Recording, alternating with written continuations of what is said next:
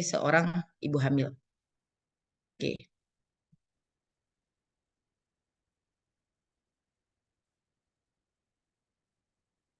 Oke.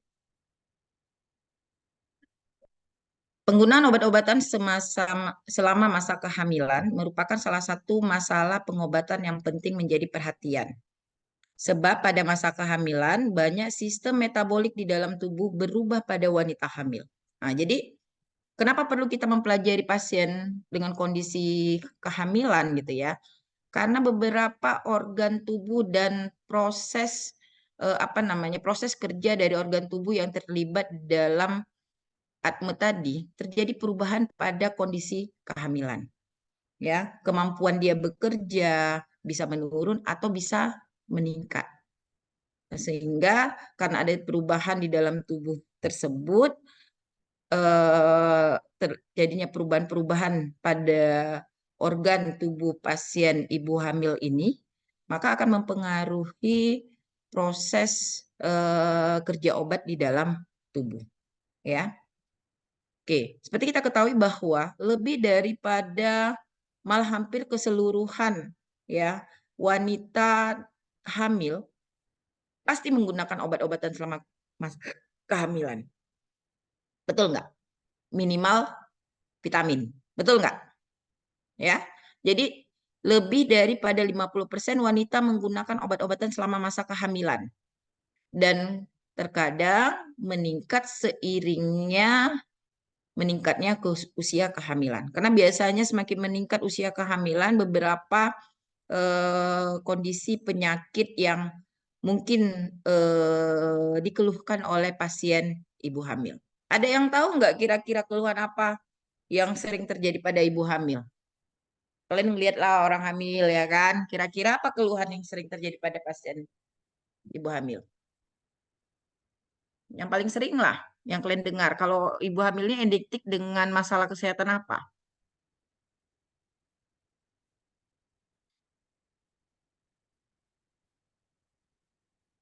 Pernah nengok keluarganya hamil atau kakaknya hamil gitu ya?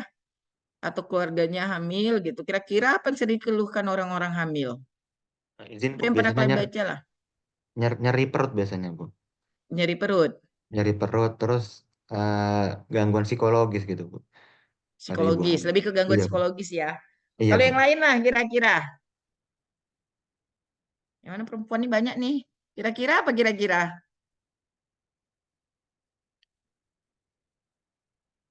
Sama Bu, biasanya kalau nengok konten-konten TikTokers itu Bu, Nah, biasanya dibilang itu morning sickness Bu. morning sickness. Morning sickness. Tahu nggak morning sickness itu kayak mana? Tahu tahu kalimat morning sickness, tahu nggak morning sickness itu apa? Nyeri yang biasa muncul pada pagi hari ya Bu. Morning sickness itu biasa identik dengan emetik, mual dan muntah. Ya, mual dan muntah yang terjadi pada pagi hari, maka disebut dengan morning sickness. Jadi orang hamil tuh sering kali merasa nggak enak badannya itu pada pagi hari. Nah, itu yang paling sering ya. Selain itu, kira-kira ada yang tahu nggak masalah pada ibu hamil? Tadi nyeri perut, mungkin nyeri perut pada trimester pertama jarang ya. Mungkin nyeri perut itu sering terjadi pada trimester terakhir gitu ya, karena semakin besar perut yang terjadi pada ibu hamil. Kira-kira apa lagi kira-kira yang sering kalian dengar lah masalah pada ibu hamil? Selain morning sickness tadi lah, morning sickness kan mual dan muntah itu adalah kondisi biasa lah pada pasien ibu hamil. Ya, ada yang tahu nggak kira-kira? Izin menjawab Bu. Sebelumnya maaf gak on cam ya Bu, bermasalah kamera laptop jadi nggak bisa on cam. Apa? Eh, Bu, beberapa hal yang biasa terjadi pada ibu hamil Bu kan bisa jadi juga hipertensi Bu. Memang beberapa kasus dia gak separah itu, tapi ada beberapa kasus sampai dia memerlukan penanganan khusus. Oke, Baru kadang ibu hamil juga mengalami kayak pembengkakan badan gitu Bu. pembukaan badan. Ya, Bukan badan sebenarnya yang paling utama, itu pembengkakan kaki biasanya. kaki. Kaki. Oke, mungkin belum terbayang ya. Belum terbayang, tapi sebenarnya kalau kalian sering membaca dan sebagainya ya. Pasien ibu hamil itu sering yang paling sering terjadi, yang paling umum terjadi adalah mual dan muntah. Itu paling sering. ya, mual dan muntah. Lalu biasanya kram kaki, biasa sering terjadi. Lalu beberapa juga kejadian pasien itu mengalami diabetik gestasional, yaitu diabetes yang terjadi pada pasien yang khusus ibu hamil. Lalu terjadinya preeklamsia, itu hipertensi pada pasien ibu hamil. Ada beberapa juga kejadian mungkin tidak seperti diabetik gestasional atau preeklamsia itu tidak semua pasien ibu hamil pasti merasakannya, tidak. Itu satu-satu. Ada juga yang biasanya kalau orang hamil itu hormonnya ada beberapa hormon yang meningkat gitu ya. Itu juga bisa memberi pengaruh dalam penyakit asmanya, biasanya seperti itu. Lalu juga biasanya juga terjadinya infeksi, biasanya juga sering terjadi pada pasien ibu hamil, ya. Lalu yang sering terjadi ya pusing gitu ya, itu sering terjadi pada ibu hamil.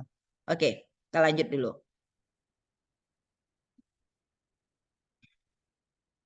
Oke, menurut WHO, 86% wanita hamil menggunakan obat. Nah, jadi ada juga pasien hamil yang tidak menggunakan obat, yang ingin mungkin ya kecukupan gizinya di apa namanya diambil dari makanan gitu ya, atau kondisi apa namanya kondisi kehidupan yang menyebabkan mereka tidak minimal apa namanya tidak mengkonsumsi minimalnya adalah vitamin atau zat besi gitu ya. Menurut WHO, 86% wanita hamil menggunakan obat dengan rata-rata 2,9 per resep. Jadi rata-rata pasien dalam kondisi hamil menggunakan minimal 3 obat selama kehamilan. Minimal. Oke. Berdasarkan sebuah penelitian mengatakan wanita hamil sebanyak 75% pernah menggunakan obat-obatan selama masa kehamilan. Sebanyak 34% menggunakan satu jenis obat, minimal dia menggunakan satu jenis obat. 29% menggunakan 2 jenis obat, 10% menggunakan 3 jenis obat, dan 3% menggunakan 4 atau lebih jenis obat. Ya, tergantung kondisi pasien tersebut. Sebanyak 31% menggunakan obat pada trimester pertama, diikuti 46% trimester kedua, dan 51% pada trimester ketiga. Jadi kita bisa menggambarkan bahwa pada trimester ketiga, semakin tua usia kehamilan, seringkali masalah kesehatan itu terjadi pada ibu hamil, sehingga menyebabkan mereka harus mengkonsumsi obat-obatan. Ya, mengkonsumsi obat-obatan. Oke. Studi lain memperlihatkan bahwa sebagian besar wanita menerima resep obat saat trimester ketiga, tadi sama dengan yang penelitian tadi, ya. Trimester pertama itu hanya 11%. Mayoritas menggunakan paling banyak mendapatkan resep obat itu pada trimester ketiga, ya. Oke. Tadi seperti katakan Monica tadi ya. Kenapa penggunaan obat pada ibu hamil itu perlu? Karena pada masa kehamilan, ibu dan janin merupakan satu kesatuan yang tidak bisa dipisahkan. Sehingga penggunaan obat harus menjamin bahwa obat yang digunakan itu tidak memberikan dampak negatif kepada janin yang dikandungnya. Ya. Sehingga obat tersebut aman digunakan dan tidak memberi dampak buruk kepada janin yang sedang dikandungnya. Sehingga memang perlu kehati-hatian yang cukup tinggi terhadap penggunaan obat pada pasien dengan kondisi kehamilan. Maka dipilihlah obat yang mungkin bagaimana obat itu tidak bisa menyerap ke tidak bisa masuk ke janin. Ya kan, janin kita tahu bahwa janin mendapatkan asumsi makanan melalui apa? Melalui apa? Kalau janin itu masuk ke mendapatkan asupan makanan dari ibunya, melalui apa? Dari plasenta, Bu. Melalui plasenta. Jadi kita harus obat yang diberikan, bagaimana menjamin obat tersebut tidak memberi dampak kepada pasien pada janin yang dikandung tersebut gitu ya. Nah, biasanya dipilih adalah obat yang bagaimana tidak melewati plasenta biasanya. Jadi kalau obat yang dia tidak terserap di plasenta, ya berarti obat tersebut aman bagi janinnya. Nah, ya, oke. Selama kehamilan, seorang ibu dapat mengalami berbagai keluhan dan gangguan kesehatan yang membutuhkan obat. Pemakaian obat selama masa kehamilan dapat menimbulkan berbagai kemungkinan yang terjadi pada ibu dan janinnya. Ya, sebuah kajian epidemiologis menunjukkan jenis-jenis obat yang biasa digunakan pada ibu hamil berdasarkan jenis pengobatannya. Yang pertama adalah obat yang paling sering adalah zat besi. Ya, zat besi ini adalah apa namanya? Asupan obat yang paling utama pada ibu hamil, terutama karena biasanya ibu hamil ini sering mengalami anemia. Ya kan? Apalagi anak-anak sekarang ini, anak putri sekarang ini, anak-anak perempuan sekarang ini. Karena apa namanya? Karena kebiasaan makan yang buruk ya. Ya. Terkadang dari gadisnya sendiri sering mengalami anemia. Kenapa pasien anemia itu berbahaya gitu ya? Terutama juga akan membahayakan si janinnya nanti kalau dia asupan zat besinya tidak mencukupi atau si ibu mengalami anemia karena salah satu fungsi darah adalah mengantar oksigen. Kalau dia mengalami anemia, maka oksigen itu tidak dapat disebar ke seluruh tubuh dan tidak dapat apa namanya si janin tidak mendapat asupan oksigen yang cukup jika pasien mengalami anemia. Maka hal yang paling penting pada ibu hamil memastikan bahwa ibu hamil ini tidak mengalami anemia. Maka konsumsi zat besi itu penting bagi ibu hamil. Ya, itu yang biasa dikonsumsi. Malah konsumsi zat besi atau asam folat biasanya ya, itu malah dianjurkan kepada ibu yang belum hamil gitu atau yang punya rencana untuk kehamilan ya. Jadi nanti kalau kalian pastikanlah apa namanya ya kita kalau kita kan cerita pasien ya, tapi minimal kita sendiri atau nanti kalau yang laki-laki istrinya pastikan dulu bahwa yang si perempuan tidak mengalami, si ibu calon ibu tidak mengalami anemia ya, maka perlu konsumsi itu. Lalu yang paling sering adalah obat analgesik atau antipiretik gitu ya, karena biasanya pasien ibu hamil sering mengalami sakit kepala atau tidak kenyamanan otot, terutama pada trimester kedua dan ketiga. Kalau sakit kepala sering pada trimester pertama biasanya. Tapi kalau nyeri otot biasanya terjadi pada trimester kedua dan ketiga di mana berat badan semakin meningkat ya karena usia kehamilan yang semakin bertambah gitu ya. Lalu yang berikutnya adalah obat yang sering digunakan adalah antiemetik, terutama di awal kehamilan. Ya, malah ada beberapa orang yang mengalami hiperemetik. Apa namanya? Mual muntah yang berlebihan sehingga terkadang ada yang sampai dirawat di rumah sakit untuk mencukupi cairan di dalam tubuh si ibu ya. Nah, itu paling sering terjadi pada pasien ibu hamil dan penggunaan antasida karena kadang-kadang terutama kalau pasien yang memang punya riwayat apa ya gastritis ya atau riwayat dispepsia gitu ya. Penggunaan antiemetik dan antasida ini sering digunakan pada pasien ibu hamil atau penggunaan obat-obatan gangguan gastritis itu sering diberikan pada ibu hamil. Oke, yang berikutnya adalah disusul dengan penggunaan antibiotik. Nah, beberapa kasus memang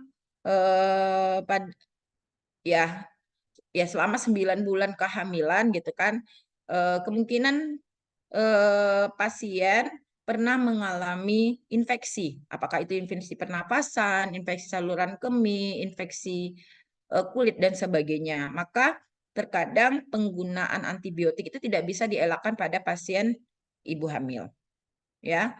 Lalu obat-obatan saluran pernapasan, misalnya pada selama dia kehamilan mengalami masalah pernapasan gitu ya. Kemudian obat sistem saraf pusat, kadang pasien dengan gangguan hormon tersebut pasien bisa mengalami depresi dan sebagainya. Kadang-kadang obat sistem saraf pusat tidak dapat dihindari, atau pasien memang punya riwayat epilepsi gitu ya. Sehingga penggunaan obat sistem saraf pusat itu tidak dapat dihindari pada pasien ibu hamil, karena terkadang ketika pasien yang punya riwayat depresi atau punya riwayat epilepsi dalam kondisi hamil, terkadang memperparah kondisi penyakitnya sebelum kehamilan, ya. Maka seringkali kan kalau dikatakan orang hamil itu lebih sensitif gitu, lebih sensitif terhadap hal-hal di sekitarnya, sehingga dia mudah depresi, dia mudah berubah, mengalami mood disorder dan sebagainya, pasien ibu hamil tersebut. Maka terkadang dalam kondisi-kondisi tertentu dia memerlukan obat-obatan sistem saraf pusat untuk mengontrol emosi yang terjadi. Lalu obat-obatan untuk gangguan jantung, terutama mungkin pada pasien yang memang punya riwayat jantung atau punya riwayat hipertensi gitu, ya.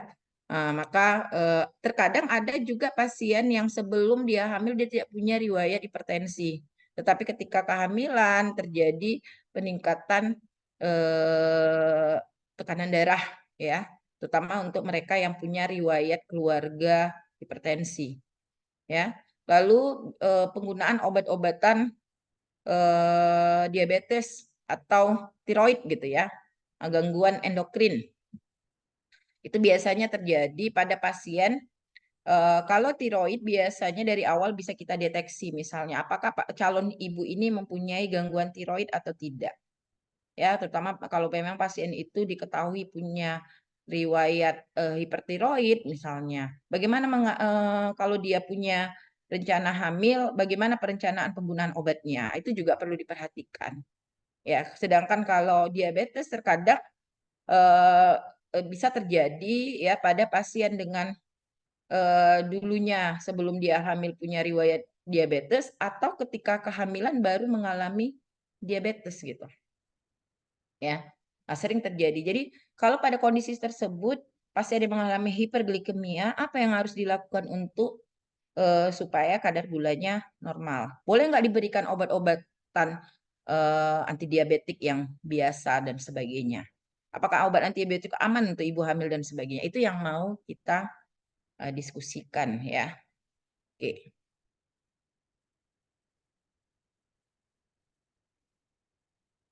Ini saya secara umum ya, perubahan-perubahan yang mungkin terjadi. Oke, perubahan faal ibu. Nah, seperti kita ketahui bahwa kenapa kita perlu mempelajari kondisi khusus pada pasien ibu hamil. Karena terjadi perubahan faal ibu hamil yang otomatis akan merubah farmakokinetik dan farmakodinamik obat. Yang pertama adalah curah jantung. Pada ibu hamil terjadi peningkatan curah jantung banyak 40%. Nah, sehingga itulah pada kondisinya pasien ibu hamil itu terkadang tekanan darahnya juga nggak stabil gitu ya, karena terjadi perubahan curah jantung. Denyut jantungnya juga berubah, meningkat pada trimester, terutama pada trimester ketiga. Lalu aliran darah, uterus, ginjal, liver meningkat 60-80%. Sistem hematologis volume plasma meningkat 50%, sehingga itu akan mempengaruhi proses distribusi obat. Albumin menurun 30%, ini juga akan mempengaruhi proses distribusi obat. Obat yang terikat dengan protein dan sebagainya juga terpengaruh jadinya, karena terjadi penurunan albumin. Jadi lipid serum meningkat, itu juga akan mempengaruhi distribusi obat ya, karena ikatan obat dengan lemak, ikatan obat dengan protein juga terpengaruh ya. obat larut dalam lemak dan obat larut dalam air juga terpengaruh gitu. Pernapasan tidak, volumenya juga meningkat, kemampuan gastrointestinal menurun sehingga itu akan mempengaruhi proses absorpsi, ya akan mempengaruhi proses absorpsi. Lalu fungsi ginjal meningkat sebanyak 50% dan itu juga akan dapat meningkatkan ekspresi obat, ya. Nah, itu hal-hal seperti itu, perubahan faal ini juga otomatis akan mempengaruhi farmakokinetik dan farmakodinamik obat pada pasien ibu hamil. Oke. Akibat perubahan faal terjadi tadi, ya, absorpsi obat dapat lebih lambat karena penurunan mortalitas gastrointestinal, ya. Jadi penyerapan obat menjadi lambat sehingga obat yang diserap akan semakin banyak jadinya, ya. Maka obat akan semakin banyak. Lalu sediaan inhalasi cenderung cepat terabsorpsi melalui sirkulasi paru-paru. Sediaan transdermal akan terjadi perubahan absorpsi perkutan karena meningkatnya aliran darah perkutan, cairan ekstraseluler dan jaringan lemak meningkat. Nah, jadi otomatis akan mempengaruhi kerja obat di dalam tubuh. Ini farmakokinetik obat pada ibu hamil. Karena terjadinya penurunan motalitas atau motilitas gastrointestinal disebabkan relaksasi otot polos saluran pencernaan karena progesteron meningkatkan asam lambung dan waktu pengosongan lambung. Ya, hal ini menyebabkan perpanjangan waktu pengosongan lambung dan usus sehingga kadar puncak obat menurun dan waktu pencapaian konsentrasi maksimum menjadi lama atau tertunda. Terutama kalau obat yang diserap di usus. Kalau obat yang diserap di usus kan pasti tertunda jadinya. Ya kan? Karena dia lama di lambung. Ya. Atau lama di kalau obat itu diserapnya di lambung, otomatis obat itu akan meningkat kadarnya di dalam tubuh gitu ya. Asam lambung menurun sekitar 40% menunjukkan perbaikan pH asam lambung sehingga dapat merubah bioaktivitas atau absorpsi obat serta dapat menimbulkan mual dan muntah. Itu yang terjadi ya.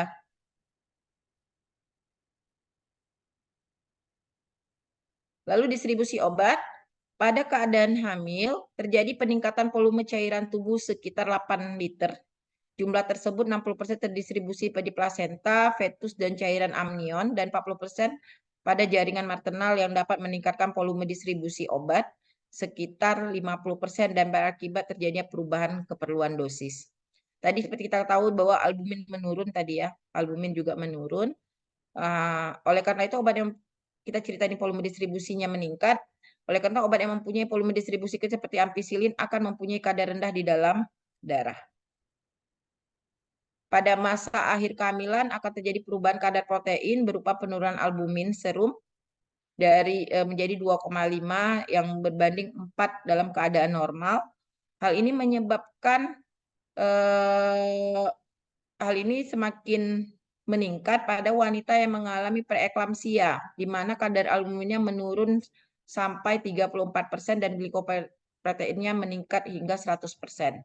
Seperti kita ketahui bahwa obat itu kan ada yang terikat dengan protein gitu ya. Jadi obat yang bekerja di tubuh itu adalah obat yang tidak terikat dengan protein. Sehingga kalau terjadi penurunan kadar albumin, berarti ikatan obat dengan protein akan menurun. Maka kadar obat bebas meningkat, ya. Kalau kadar obat meningkat, maka kemungkinan kadar obat yang diserap tubuh akan semakin meningkat, maka menyebabkan terjadinya efek toksik, ya, atau bisa meningkatkan resiko terjadinya overdosis gitu. Hal ini menyebabkan berkurangnya ikatan antara serum protein dan beberapa obat seperti anti-inflamatory non-steroid, glukokortikoid, dan sebagainya. Oke. Berikutnya adalah metabolisme obat. Metabolisme obat merupakan proses perubahan obat secara enzimatis. Pada proses metabolisme dapat terjadi perubahan di mana obat yang awalnya tidak aktif, tadi disampaikan juga bahwa di dalam proses metabolisme obat yang awalnya tidak aktif di metabolisme menjadi obat aktif gitu ya. Tapi ada juga obat aktif di metabolisme menjadi proaktif. Jadi sebaliknya. Ya, tapi rata-rata adalah obat prodrug menjadi aktif setelah di metabolisme. Tapi sebagian besar obat akan kehilangan aktivitas setelah di metabolisme. Nah, kalau yang ini adalah obat ya yang dirubah menjadi obat yang tidak aktif. Juga dilakukan dengan metabolisme. Proses metabolisme obat di dalam hati ada 2 fase. Ada fase 1 meliputi oksidasi, reduksi, hidrolisis. Jadi ketika fase metabolisme itu ada obat yang harus di metabolisme dulu baru aktif. Bisa jadi dioksidasi dulu, direduksi dulu, atau dihidrolisis dulu. Reaksi ini menjadi molekul obat semakin lebih polar. Di banyak kasus diikuti dengan metabolisme fase 2. Nah, ada obat juga yang harus dirubah dengan metabolisme fase 2 dengan bisa juga penambahan gugus sulfat, gugus glukuronat dan sebagainya. Ya, pada kondisi hamil terjadi hambatan enzim metabolisme karena perpanjangan sirkulasi obat masuk ke dalam plasenta. Ini otomatis akan mempengaruhi metabolisme obat. Ya, pada saat hamil terjadi peningkatan estrogen dan progesteron yang mempengaruhi metabolik hepatik dengan menstimulasi atau menginhibisi berbagai enzim hepatik dari CYP 450.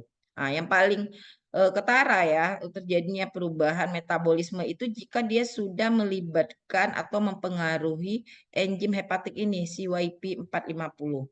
Karena di dalam metabolisme itu ada proses yang terjadi sehingga bisa jadi penggunaan 2 obat dan sebagainya gitu ya, atau satu jenis obat dengan adanya CYP 450 ada yang malah dia semakin aktif atau ada yang semakin tidak aktif atau menghibisi gitu ya.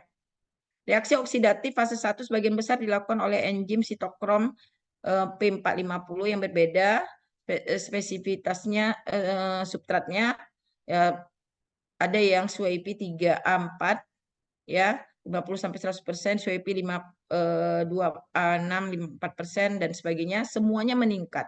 Jadi semua enzim CYP ini meningkat selama masa kehamilan.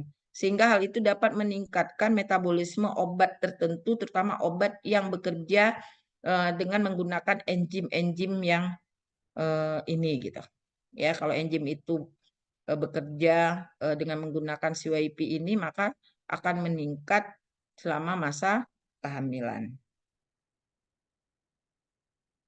Ada juga aktivitas enzim fase kedua termasuk adalah uridin 5-disfosfat glukuronosil transferasa atau UGTS juga diubah secara selama kehamilan dengan terjadi peningkatan 200% aktivitas enzim tersebut selama trimester pertama dan kedua.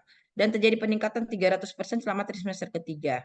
Jadi obat-obatan yang bekerja dengan enzim ini, ya, dengan adanya enzim ini, pasti akan mengalami perubahan peningkatan metabolisme 200% hingga 300%. Perubahan metabolisme obat dapat meningkatkan implikasi untuk dosis obat pada kehamilan. Untuk obat-obat dengan indeks terapi yang sempit, peningkatan clearance selama kehamilan dapat menyebabkan konsentrasi subterapi dan kontrol penyakit yang semakin buruk. Sebaliknya, untuk menghindari peningkatan toksisitas, dosis mungkin perlu disesuaikan pada periode kehamilan. Jadi, dengan kondisi-kondisi tersebut, maka terkadang dosis obat pada pasien ibu hamil itu harus diperhatikan.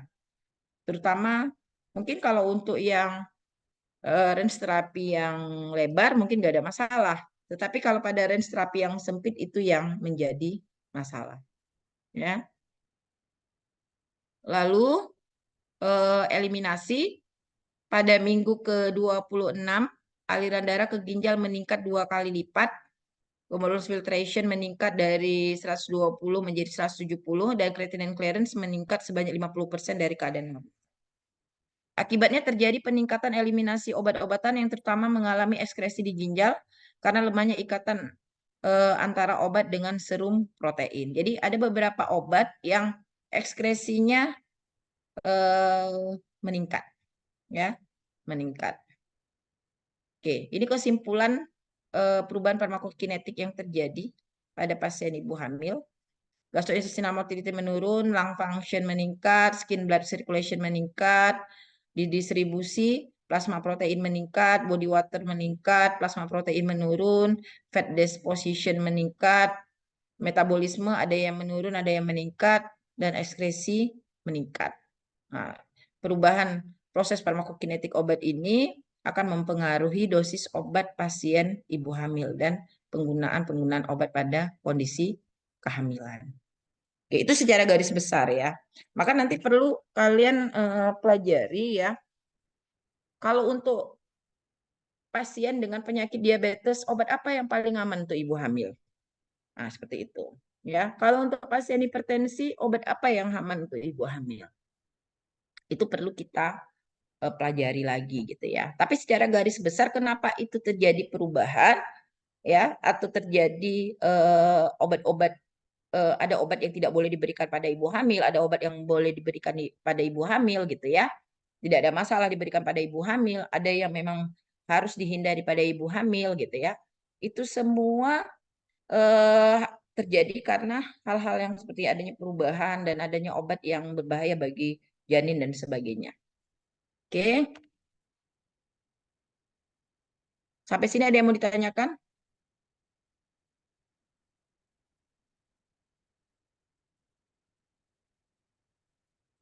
Kita lanjut kalau nggak ada. Nah, yang menjadi penting juga dalam penggunaan obat pada ibu hamil, bagaimana obat ya, apakah obat yang diberikan pada ibu hamil ini dapat melewati plasenta apa tidak? Biasanya kita inginkan kalau obat itu memang ditujukan kepada si ibu, kita berharap obat itu tidak dapat melalui plasenta sehingga tidak mengganggu janin. Kan gitu. Tapi terkadang ada sekarang dengan teknologi yang semakin canggih dan sebagainya, ya, dengan pengetahuan ilmu kesehatan yang semakin tinggi gitu ya. Malah ada obat memang ditujukan untuk janin. Jadi misalnya dengan adanya kecanggihan USG sekarang misalnya 4 dimensi dan sebagainya sehingga dari hamil dokter udah tahu nih masalah kesehatan janin yang dikandung. Malah terkadang ada obat yang memang ditujukan untuk janin. Kalau obat yang ditujukan untuk janin, berarti kita berharap bahwa obat tersebut yaitu dapat melalui plasenta karena obat tersebut ditujukan untuk janin yang dikandung. Seperti itu. Maka obat yang obat pada ibu hamil itu harus diperhatikan gitu kan, bagaimana perpindahan obat melalui plasenta, ya. Perpindahan obat melalui plasenta umumnya berlangsung secara difusi sederhana, sehingga konsentrasi obat di darah ibu serta aliran darah plasenta akan sangat menentukan perpindahan obat melalui plasenta. Nah, perlu diketahui ya, perpindahan obat melalui plasenta dipengaruhi beberapa hal. Nah, seperti kita ketahui bahwa plasenta itu terdiri dari lemak gitu ya. Maka kelarutan obat di dalam lemak akan mempengaruhi obat yang dapat masuk ke dalam plasenta. Jadi yang pertama adalah kelarutan dalam lemak. Obat yang larut dalam lemak akan berdifusi dengan mudah melewati plasenta masuk ke sirkulasi janin. Karena kita harus ketahui bahwa plasenta itu terdiri dari lemak. Ya, sehingga obat yang larut dalam lemak akan mudah masuk ke dalam plasenta. Contoh adalah obat thiopental misalnya. Maka obat itu bisa menyebabkan apnea pada bayi yang baru dilahirkan. Maka hati-hati penggunaan obat tersebut. Itu. Lalu derajat ionisasi. Obat yang tidak terionisasi akan mudah melewati plasenta. Ya. Jadi obat yang tidak terionisasi itu akan lebih mudah masuk ke dalam plasenta. Ya. Karena plasenta tadi kan terdiri dari lemak.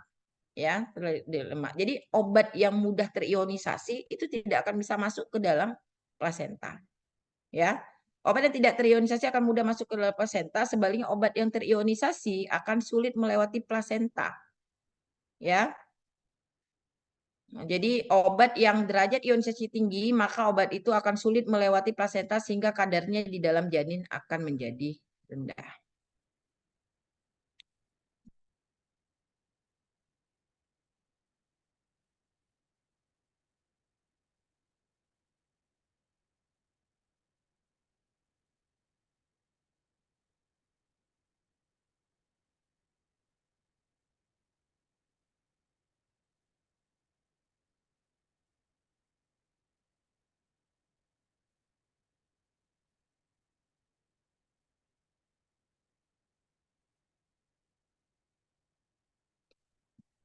Oke.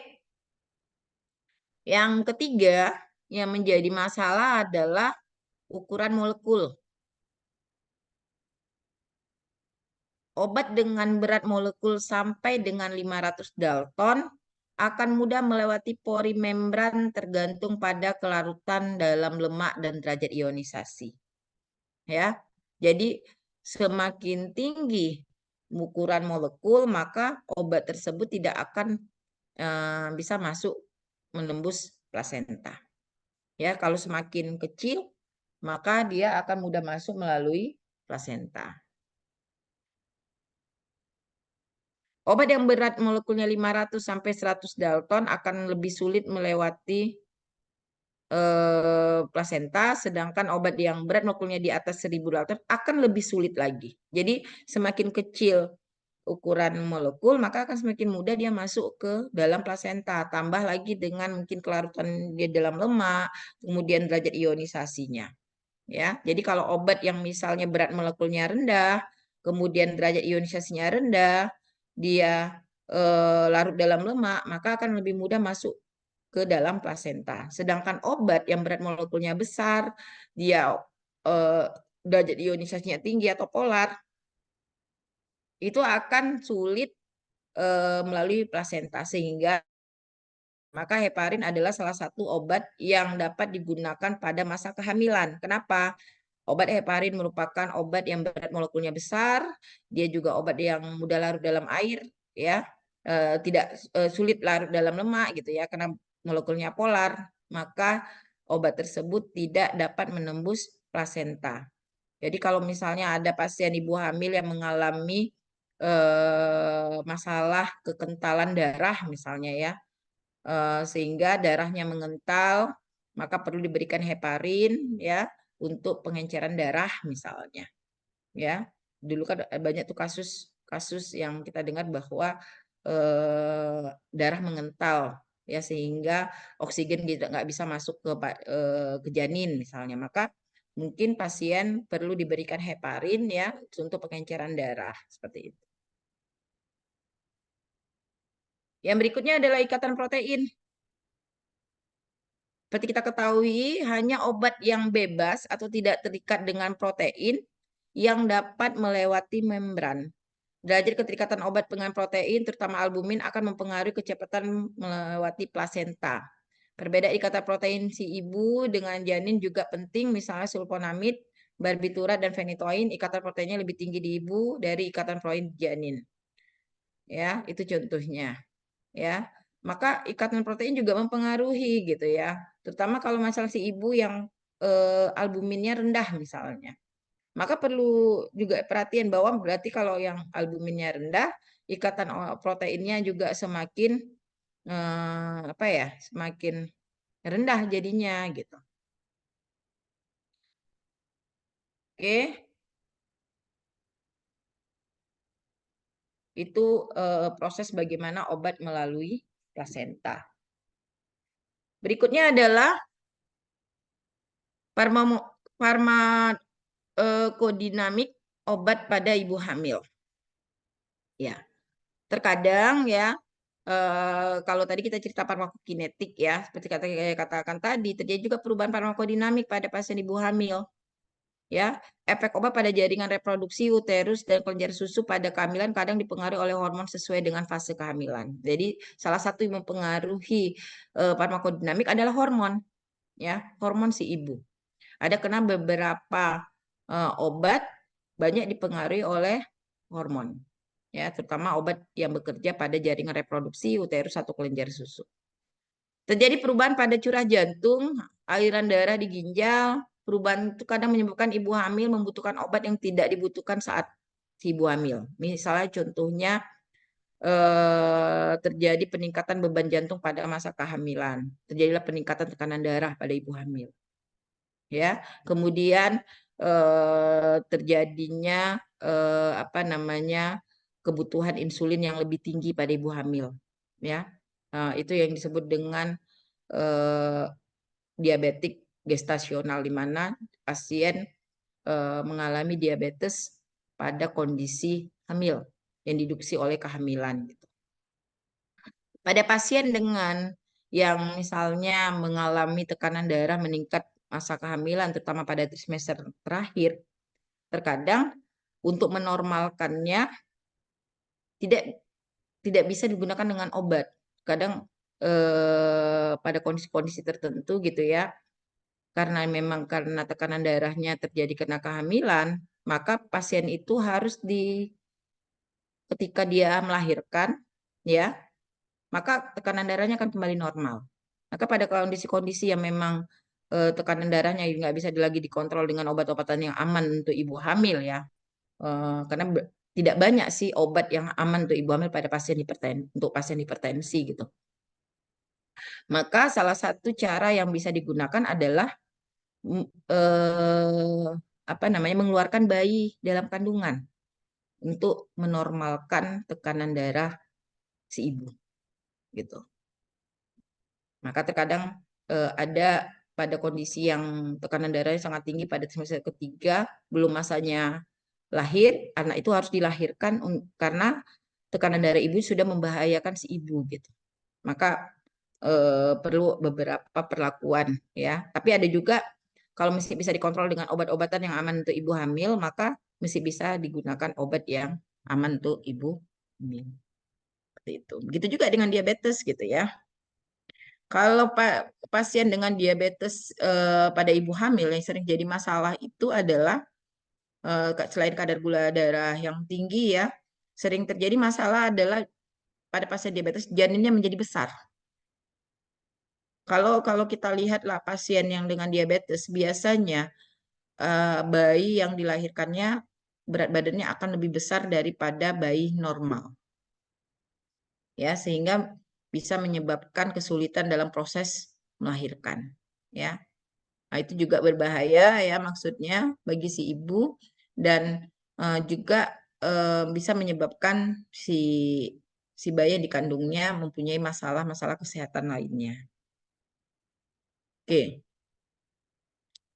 Tadi saya katakan ya apa namanya? Ada juga obat yang memang ditujukan untuk janin, ya. Beberapa penelitian untuk mengetahui kerja obat di janin berkembang dengan pesat, terutama yang berkaitan dengan pemberian obat pada wanita hamil yang ditujukan untuk janinnya.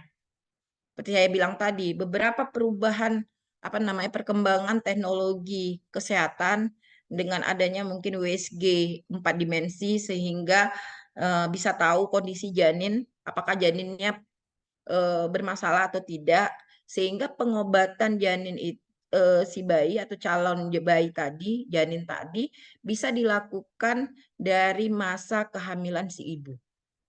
Ya. Jadi dengan ada perkembangan sekarang, maka ada obat yang memang malah ditujukan untuk janinnya gitu, tapi diberikan melalui si ibu. Contohnya kortikosteroid diberikan untuk merangsang matangnya paru janin bila ada prediksi kelahiran prematur. Jadi kadang kalau apa namanya pasien apa namanya ibu yang melahirkan mungkin belum cukup usia. Kan seperti kita ketahui kan bahwa perkembangan janin itu kan perlu ada waktu pematangan paru, pematangan organ-organ tubuh lainnya.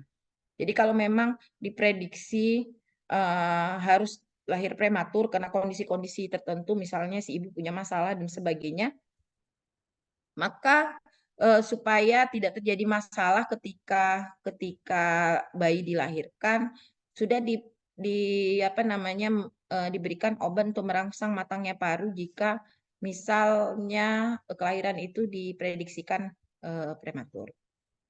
Atau pemberian fenobarbital yang dapat menginduksi enzim hati untuk memetabolisme bilirubin sehingga terjadi kejadian jaundice atau bayi kuning berkurang. Nah, itu beberapa teknologi baru ya terkait dengan pengobatan pada janin. Berikutnya, selain itu fenobarbital juga dapat menurunkan resiko pendarahan intrakranial bayi kurang usia. Juga kemudian pemberian antiaritmia pada ibu hamil untuk mengobati janin yang menderita aritmia jantung. Nah, itu beberapa perkembangan teknologi kesehatan yang dari bayi masih dalam kandungan udah diketahui masalah-masalah kesehatannya dan bisa diobatin atau dicegah ketika masa kehamilan. Itu dia. Oke.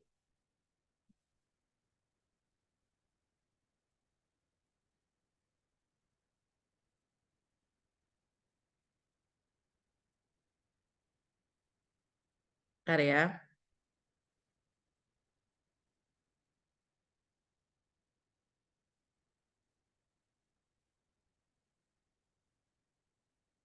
Oke. Itu yang terjadi. Nah, sekali ini kita akan mempelajari kenapa obat itu perlu hati-hati diberikan pada janin. Harus hati-hati obat itu diberikan pada janin. Karena ada berbagai pengaruh buruk yang bisa terjadi pada janin gitu ya, ketika seorang ibu mengkonsumsi obat. Ya.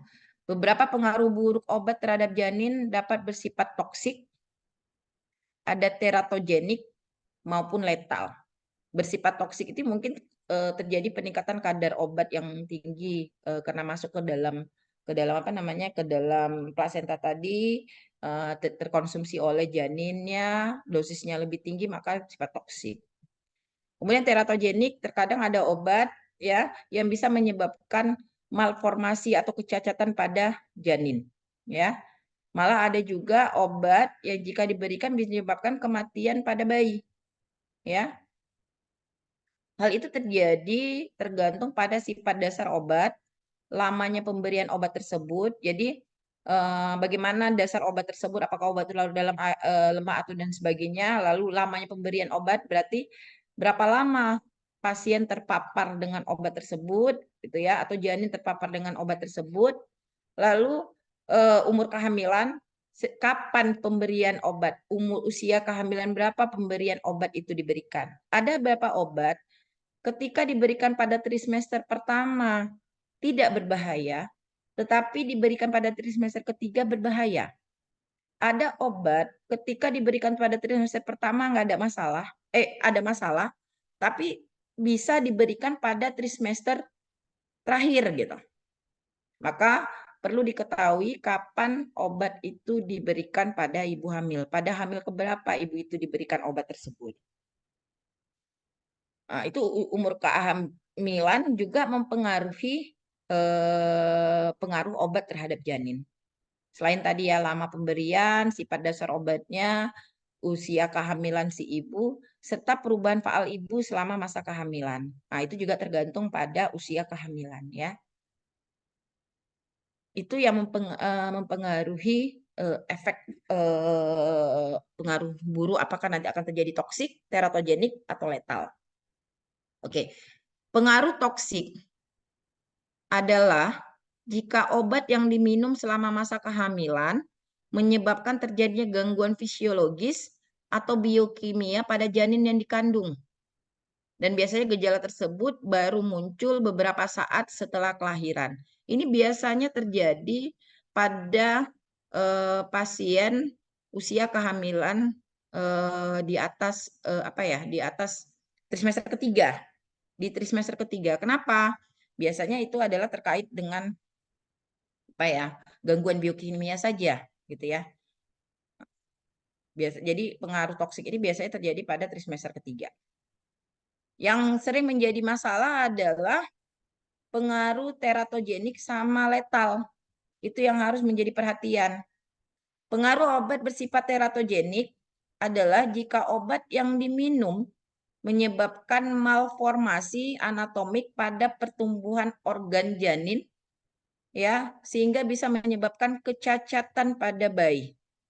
biasanya pengaruh teratogenik ini terjadi pada dosis yang tinggi. Tapi ada juga karena tadi obat itu masuk ke janin ya, mungkin janin itu butuh dosis kecil tetapi akhirnya besar gitu ya kan, jadi subletal gitu.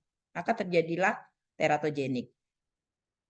Kemudian ada juga pengaruh obat itu letal.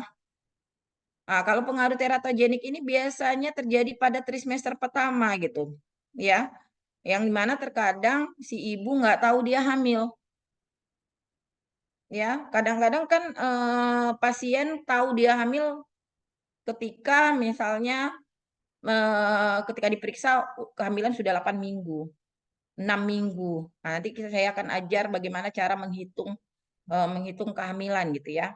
Karena seringkali takutnya terjadi kesalahan gitu ya sehingga apa namanya kalau memang kita punya rencana pasien punya rencana kehamilan atau nanti kita punya rencana kehamilan, kita harus bisa memprediksi obat mana yang boleh kita konsumsi atau tidak selama proses rencana kehamilan, ya. Sedangkan pengaruh obat yang bersifat letal adalah obat yang menyebabkan kematian janin di dalam kandungan. Ini bisa terjadi pada trimester pertama dan bisa terjadi pada trimester ketiga, ya. Oke, karena pada kedua itu biasanya udah perkembangan pematangan saja ya. Jadi kalau yang toksik tadi bisa pada trimester kedua dan ketiga ya. Kalau teratogenik itu biasanya pada trimester pertama masalah itu terjadi. Kemudian letal juga bisa pada trimester pertama dan semester ketiga. Oke, atau semester kedua juga bisa terjadi. Pengaruh obat-obatan pada janin berdasarkan fase kehamilan. Tadi kan tadi berdasarkan ketika apa namanya pengaruh buruknya. Ini berdasarkan fasenya. Oke, jadi fase kehamilan itu ada fase-fasenya. Ada yang disebut dengan jadi pengaruh buruk obat-obatan terhadap janin adalah berbeda berdasarkan fase yang terjadi pada masa kehamilan. Fase yang pertama adalah fase blastogenesis atau implantasi atau fase perkembangan embrio. Jadi dimulai dari pertemuan sperma dengan ovum, kemudian dia menjadi embrio dan sebagainya, jadilah calon janin tadi gitu ya. Fase ini terjadi pada kehamilan kurang daripada 3 minggu. Jadi ini terjadi pada fase embrio lagi, ya. Nah, itu sering terjadi.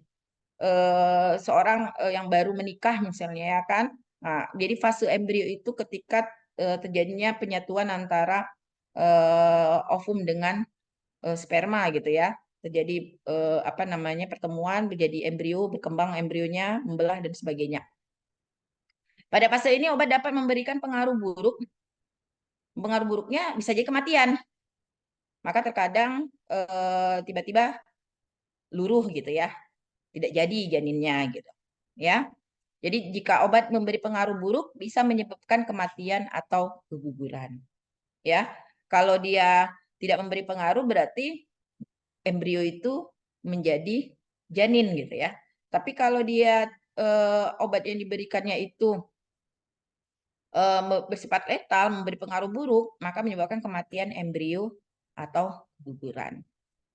Ya, maka perlunya kalau misalnya punya rencana kehamilan, si ibu ini harus sangat berhati-hati menggunakan obat-obatan. Oke. Fase kedua adalah fase embriogenesis atau organogenesis. Nah, ini adalah fase perkembangan embrio menjadi apa namanya membentuk organ-organ tubuh gitu ya. Fase ini terjadi pada kehamilan antara 4 sampai 8 minggu. Jadi pada usia kehamilan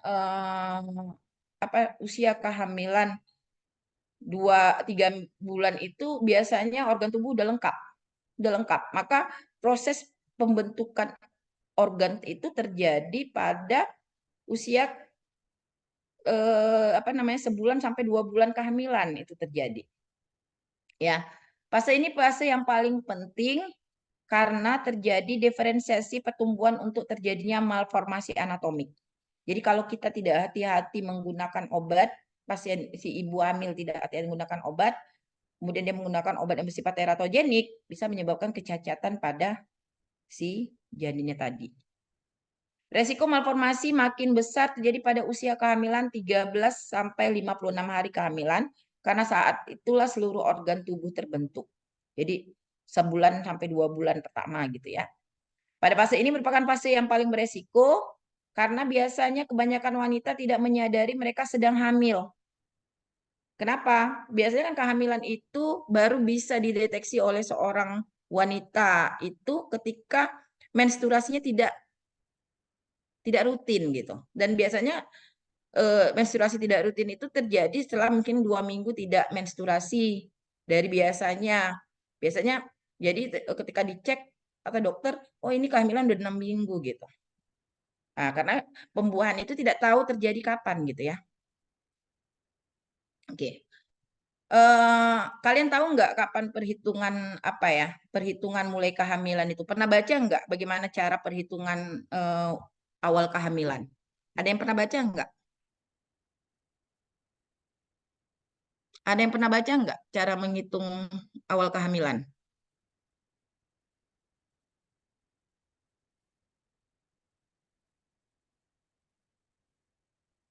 Ada yang pernah tahu nggak?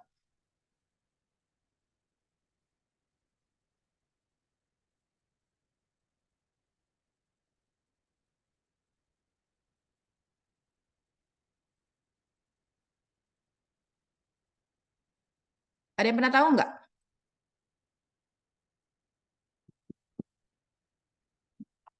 Kalau nggak ada, bilang nggak ada. Kalau ada, bilang ada.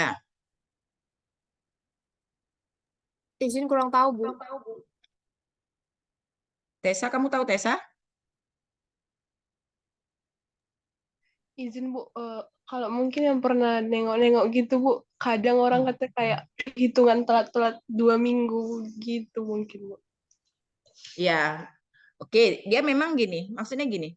Seorang baru sadar dia hamil ketika terjadi apa ya? Dia sadar bahwa menstruasinya sudah telat gitu ya. Telat itu biasanya 2 minggu gitu. Karena mungkin biasanya kalau misalnya waktu ketika dia remaja gitu ya, atau ketika dia belum menikah, biasa telat seminggu, dia biasanya nggak ada masalah gitu ya.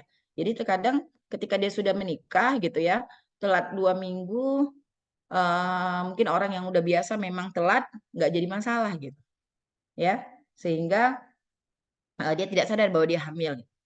Dan biasanya kalau udah diperiksa ke dokter, dokter mengatakan mungkin udah 6 minggu atau 7 minggu gitu.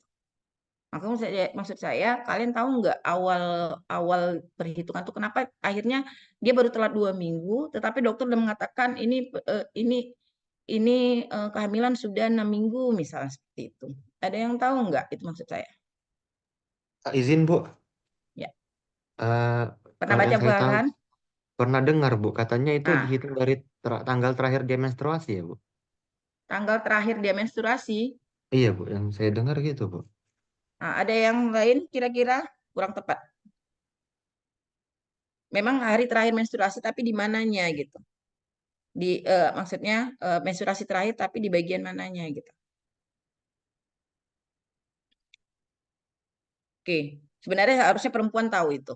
Jadi biasanya perhitungan kehamilan itu adalah dihitung dari hari pertama haid terakhir.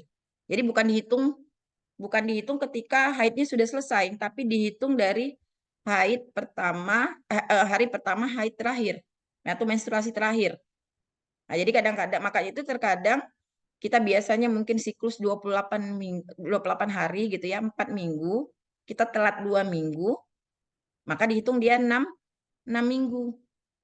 Nah, maka kenapa dokter tidak bisa memastikan? Karena apa? Pertemuan implantasi itu tidak bisa diprediksi kapan itu terjadi. Maka biasanya perhitungannya itu dimulai dari hari pertama haid terakhir. Ya, jadi terkadang misalnya ada orang baru nikah misalnya, baru nikah nih, ya baru nikah, kemudian 2 minggu setelah nikah atau sebulan setelah nikah si wanita nggak datang bulan gitu ya, nggak datang bulan, diperiksa ke rumah sakit ke dokter, oh ini 6 minggu katanya, padahal si mereka baru menikah 1 bulan gitu. Kalau tidak mengerti proses perhitungan itu bisa menjadi masalah, ya. Jadi bisa nanti katanya MBA lah katanya, padahal kan perhitungannya itu mungkin dia haid terakhir itu terjadi ketika dia belum menikah gitu. Tapi perhitungannya sudah dihitung sebagai usia kehamilan. Nah, itu maksud saya. Jadi kita juga harus memahami sehingga tidak menjadi masalah berikutnya atau tidak terjadi fitnah, ya kan? Seringkali hoax-hoax ini kan banyak terjadi ya. Seperti itu. Oke, maka kita sebagai seorang apoteker harus paham juga soal itu. Oke. Jadi kenapa embriogenesis dan organogenesis ini sering terjadi pada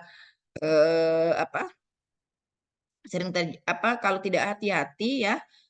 Katanya kebanyakan wanita tidak menyadari dia sedang hamil sehingga dia mengambil obat untuk mengatasi awal-awal kehamilan seperti mual dan muntah. Jadi biasanya tanda-tanda kehamilan adalah mual dan muntah gitu ya, mual dan muntah. Tapi kadang-kadang ini hal yang lucu kadang-kadang ya, bukan dibawa-bawa ya. Ini terkadang seorang wanita mungkin ketika dia sudah mungkin dia akan apalagi dia yang mengalami mungkin psikologisnya gitu ya. Ketika udah diketahui hamil, maka tanda-tanda kehamilan itu akan muncul. Tapi kalau dia nggak sadar dia hamil, itu tanda kehamilan itu tidak akan muncul gitu ya. Jadi refleks daripada kondisi psikologis juga mempengaruhi gitu. Tapi ini seringkali terjadi misalnya mereka yang punya gangguan gastritis mungkin udah biasa mual dan muntah misalnya. Jadi ketika dia mual dan muntah atau punya gangguan gastritis, jadi udah biasa ini minuman obat-obatan ya untuk mengatasi mual dan muntah gitu. Padahal dia tidak menyadari bahwa dia hamil gitu maksudnya. Jadi ketika memang punya rencana kehamilan ya perlu hati-hati dalam menggunakan obat-obatan tersebut, terutama pada trimester pertama atau awal kehamilan. Kemudian fase yang terakhir adalah fase fetal, trimester kedua dan ketiga. Fase ini adalah fase pematangan dan pertumbuhan lebih lanjut. Seperti tadi saya katakan bahwa organ tubuh itu pada trimester pertama pada 3 bulan 120 hari ya itu udah lengkap, betul-betul udah lengkap ya, lengkap. Jadi trimester kedua dan ketiga itu hanya proses perkembangannya saja, pematangannya saja, tidak ada proses pembentukan lagi ya. Maka kalaupun terjadi resiko buruk penggunaan obat ya pada trimester kedua dan ketiga, walaupun itu jarang, kecil, tapi kalaupun terjadi itu adalah fetal ataupun bukan letal gitu ya, bukan letal ya, lebih kepada gangguan anatomik gitu ya, gangguan biokimia, bukan malformasi anatomik, tetapi gangguan biokimia atau fisiologis ya. Tidak lagi letal, kalaupun ada letal langsung menyebabkan kematian pada janin gitu ya. Tapi tidak lagi mengakibatkan malformasi anatomi. Kalaupun letal itu resikonya lebih kecil, kalaupun yang lebih banyak adalah lebih kepada gangguan fungsi fisiologis dan biokimia. Dan yang biasanya akan kembali normal ya beberapa lama setelah melahirkan gitu ya. Jadi misalnya bayinya ada mengalami masalah biokimia, nanti akan normal beberapa hari setelah kelahiran seperti itu. Itu yang sering terjadi. Ya, demikian juga pengaruh obat yang dialami ibu dapat juga dialami janin, tetapi pada derajat yang berbeda. Ya, itu dia. Jadi dari sini kita mengetahui bahwa fase yang paling perlu diperhatikan adalah fase di awal kehamilan. Ya, itu yang paling harus hati-hati. Oke. Untuk keamanan penggunaan obat pada masa kehamilan, ya FDA dan Australian Drug Evaluation Committee mengeluarkan kategori obat. Ya, kategori obat. Ada 5 kategori obat ya yang dikeluarkan Ya, yang pertama adalah kategori A. Yang termasuk pada kategori ini adalah obat yang telah banyak digunakan pada obat hamil tanpa disertai kenaikan frekuensi malformasi janin. Berarti obat ini aman bagi ibu hamil. Kalau obat yang aman bagi ibu hamil itu masuk pada kategori A, yang paling aman. Ya, kategori B, obat yang pengalamannya pemakaian wanita hamil terbatas, tetapi tidak ada laporan terjadinya pengaruh buruk pada janin. Itu kategori B. Nah, sini contoh, kalau yang A tadi contohnya paracetamol, penisilin, erythromycin, kategori B simetidin, dipiridamol gitu ya. Kemudian kategori C merupakan obat yang dapat memberikan pengaruh buruk pada janin tanpa disertakan malformasi anatomik semata-mata karena efek farmakologiknya umumnya bersifat reversible. Jadi kalau kata C ini masih bisa diberikan pada ibu hamil. Walaupun mungkin akan terjadi masalah farmakologik tetapi bersifat reversible, akan kembali normal. Contohnya ada fenotiazin dan rifampicin. Yang kategori D adalah obat yang terbukti menyebabkan meningkatnya kejadian malformasi janin pada manusia atau menyebabkan kerusakan janin yang bersifat irreversible. Kalau yang ini betul-betul tidak boleh diberikan pada ibu hamil karena bisa mempengaruhi janin. Kategori X ini lebih tidak boleh diberikan pada ibu hamil. Karena ini kontraindikasi. Mutlak tidak boleh diberikan pada ibu hamil. Ya, seperti statin ya. Jadi kalau misalnya ibu hamil mengalami hiperlipidemia diberikan apa? Diberikan obat yang jangan simvastatin karena simvastatin itu adalah kontraindikasi bagi ibu hamil. Kemudian kalau dia mengalami gangguan tukak lambung, boleh nggak dikasih misoprostol? Oh, tidak boleh karena misoprostol bisa menyebabkan keguguran atau malformasi anatomik sehingga dia itu termasuk kontraindikasi pada pasien hamil. Atau metronidazole juga tidak boleh diberikan pada pasien ibu hamil, kontraindikasi. Ya, ini adalah golongan NSAID. Nah, jadi kalau orang yang nyeri atau mengalami osteoporosis misalnya, tidak boleh diberikan dengan metotresat seperti itu. Nah, jadi perlu diketahui golongan obat-obatannya. Ini beberapa obat yang menyebabkan gangguan pertumbuhan perkembangan bayi. Nah, contoh ACI pada tadi saya katakan bahwa pengaruh obat tergantung trimesternya, usia kehamilan. Golongan ACI digunakan pada trimester kedua dan ketiga dapat mengakibatkan disfungsi ginjal. Jadi tidak boleh diberikan pada trimester kedua dan ketiga karena bisa mengganggu disfungsi ginjal pada janin. Antitiroid bisa menyebabkan hipertiroid gitu ya. Kemudian AINS pada trimester ketiga menyebabkan pendarahan, kerusakan ginjal janin ya. Kemudian natrium valproat dapat menyebabkan spina bifida pada yang ketika diberikan pada awal kehamilan. Tadi fenobarbital ya terkadang tergantung tujuannya, ada tadi bisa diberikan tapi kalau memang tujuan untuk janin gitu. Tapi sebenarnya bila diberikan pada awal kehamilan dapat menyebabkan kelainan genetik.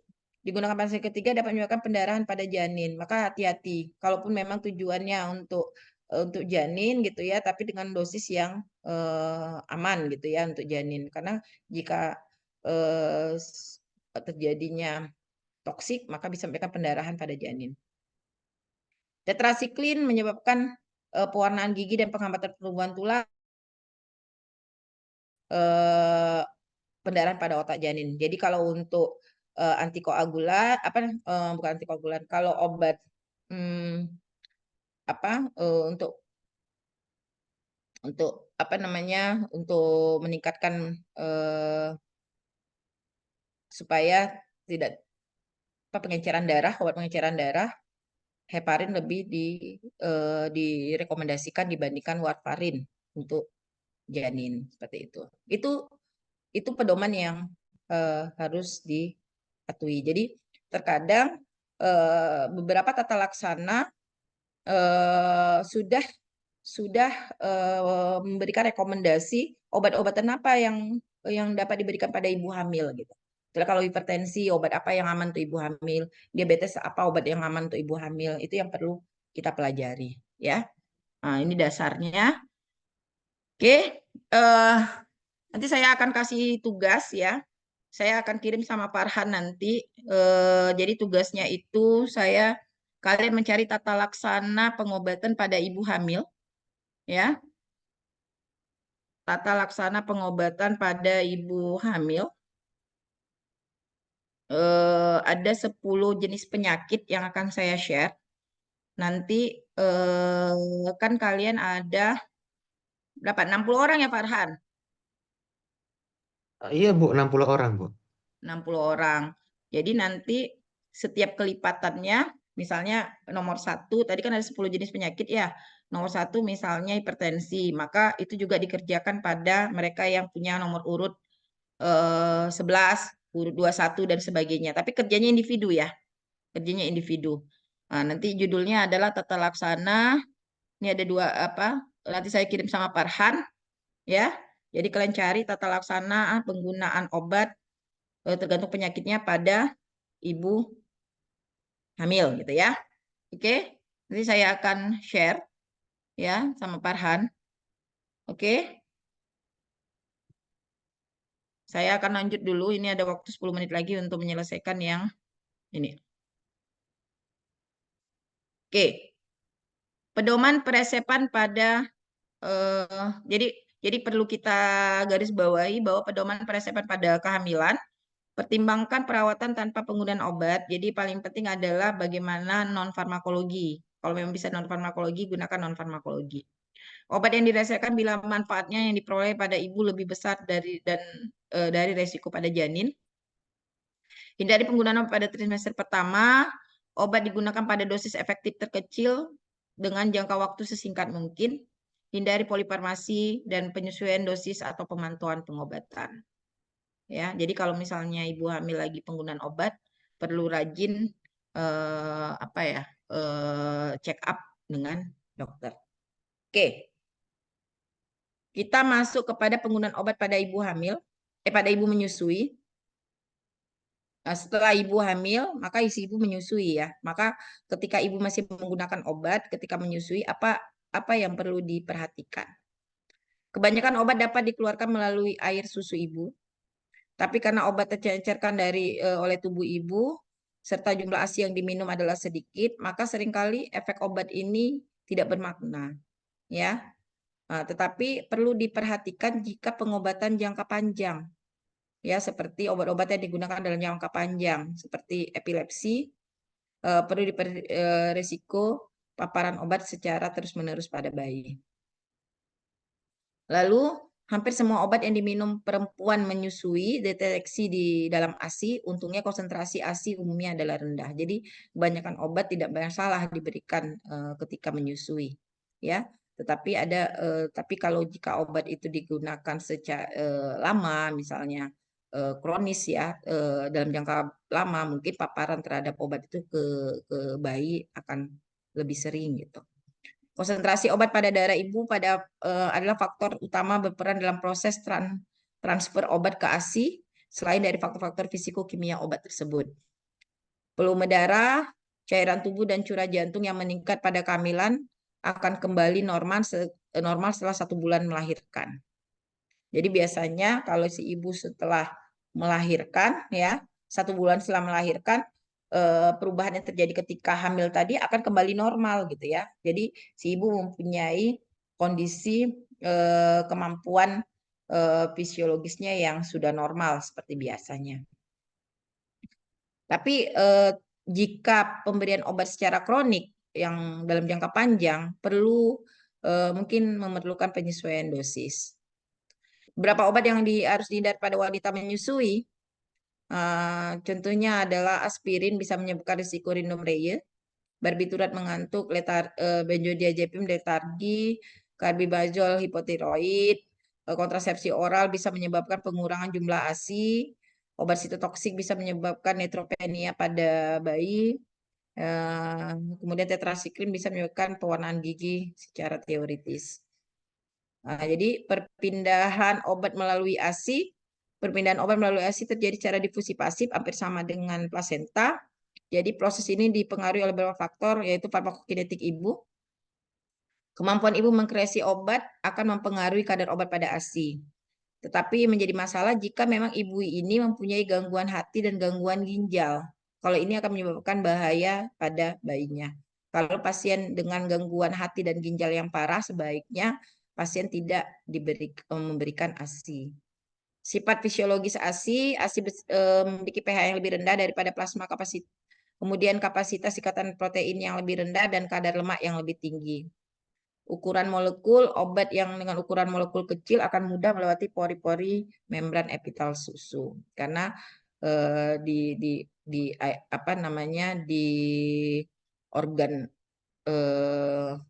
susu ibu itu lemak lebih banyak. Oke. Sifat fisikokimia obat, PKA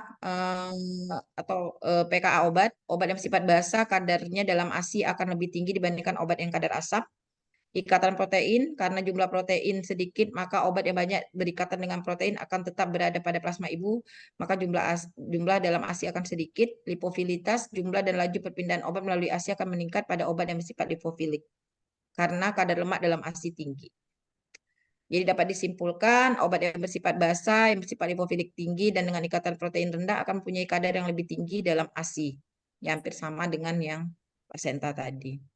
Obat yang bersifat asam dengan ikatan protein yang tinggi dan lipofilitas rendah. Ikatan protein yang ini, kalau ini yang rendah ya. Yang atas ini yang rendah. Ya, ikatan protein rendah akan punya kadar yang lebih tinggi, betul. Ini ikatan protein tinggi dan lipofilitas rendah akan dikeluarkan melalui ASI. Ya. Jadi nggak ada masalah diberikan pada si ibu. Yang jadi perhatian juga pada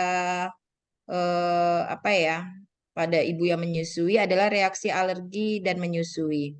Jadi terkadang reaksi alergi pada bayi akibat meminum ASI yang mengandung obat sulit diramalkan dan masih jarang terjadi, walaupun ini jarang terjadi.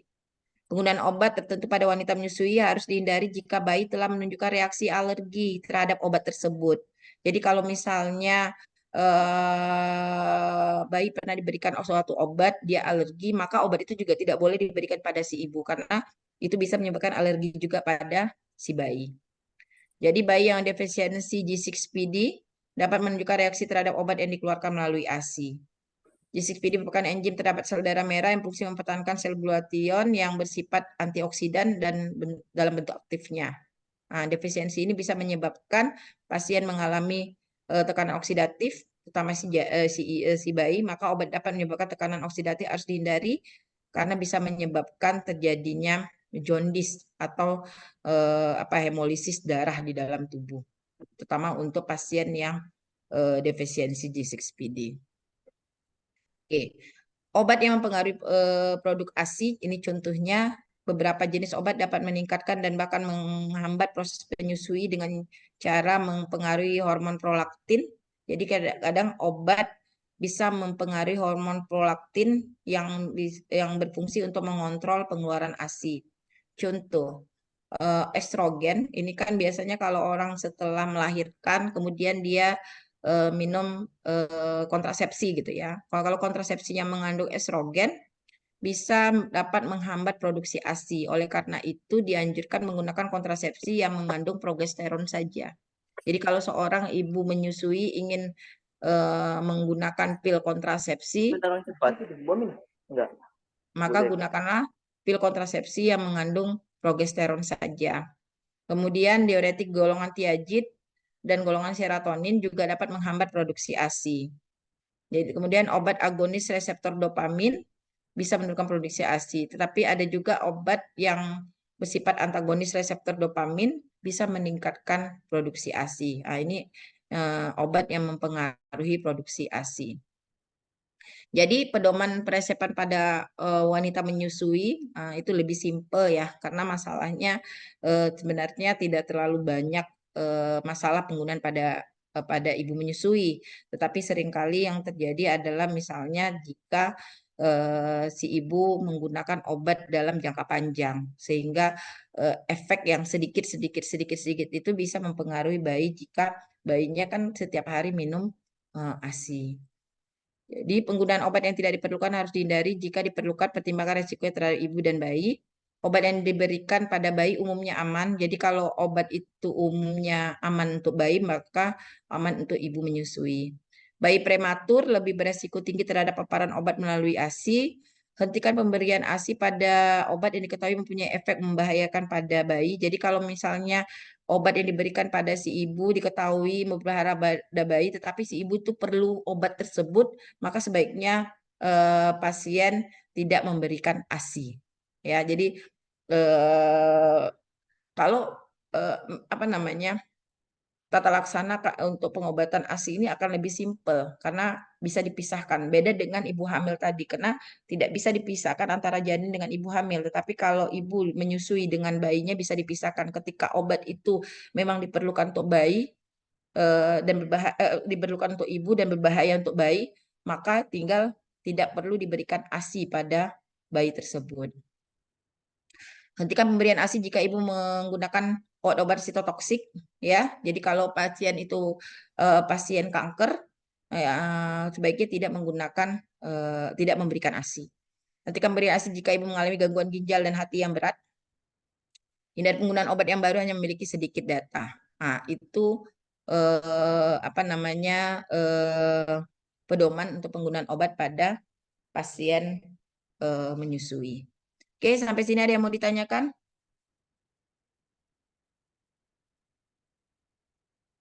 Ya, mudah-mudahan ketika tidak bertanya itu memahami atau mencoba untuk memahami gitu ya. Mencoba untuk memahami ya. Karena memang saya tidak bisa mengontrol kalau ini apa namanya online gitu ya. Saya harap semua bisa memahaminya ya. Jadi tadi saya sudah sampaikan bahwa saya akan memberikan tugas terkait tata laksanaan penggunaan obat pada ibu hamil. Saya nanti akan kasih judul-judulnya. Nanti pembagiannya berdasarkan urutan absen ya Farhan. Urutan absen. Jadi kalian harus tahu absennya di nomor berapa. Nanti jadi kalau dia kalau ini rencana ada 10 judul. Jadi nanti kalau dia nomor 1 berarti diambil judul nomor 1. Kemudian orang nomor 11 juga ambil nomor 1, yang 21 juga ambil nomor 1. Jadi kelipatannya. Nanti saya coba nyusun kalau ada penambahan berarti ikutin saja urutannya. Ya, jadi kalau dia sampai misalnya saya lagi mencari supaya kita lebih kaya gitu ya. Kaya tentang penggunaan obat untuk ibu hamil. Jadi saya akan milih obat tata laksana yang biasa dan itu yang mungkin masuk ke dalam apa ujian UKM PPAI biasanya itu ya. Biasanya kita akan cari tata laksana apa namanya yang sesuai dengan blueprint. Jadi kalau misalnya kita mempelajari itu sesuai dengan blueprint ya, nanti saya akan share penyakitnya. Nanti kalian akan fokus kepada tata laksanaan penggunaan obat pada ibu hamil sesuai dengan judul yang saya berikan. Oke ya? Oke ya? Paham ya? Paham ya? Ya, saya Iya, berharap Bu. walaupun tidak menjawab ya, karena memang kalau menjawab semua jadi kredit gitu ya. Saya harap kalian apa namanya memahaminya dan menyimak apa yang saya sampaikan dari tadi. Oke, terima kasih. Saya rasa cukup. Kalau tidak ada pertanyaan, mungkin kalian ada kuliah lagi di jam 11 ya. Ada kuliah ya, Farhan? Izin Bu, tidak ada kuliah Bu. Oh, tidak ada. Praktikum Bu. Iya. Oh, praktikum. Oke. Silakan saya izin leave ya. Nanti judulnya saya kasih Farhan nanti ya. Ya, nanti Iya Bu. panduan. Hah? Iya Bu. Oke, nanti saya tulis panduannya di panduan laporannya ya. Oke, Oke. terima kasih. Assalamualaikum warahmatullahi wabarakatuh. Bu, terima kasih banyak Bu. Assalamualaikum warahmatullahi wabarakatuh Bu. Terima kasih banyak, Bu. Ya.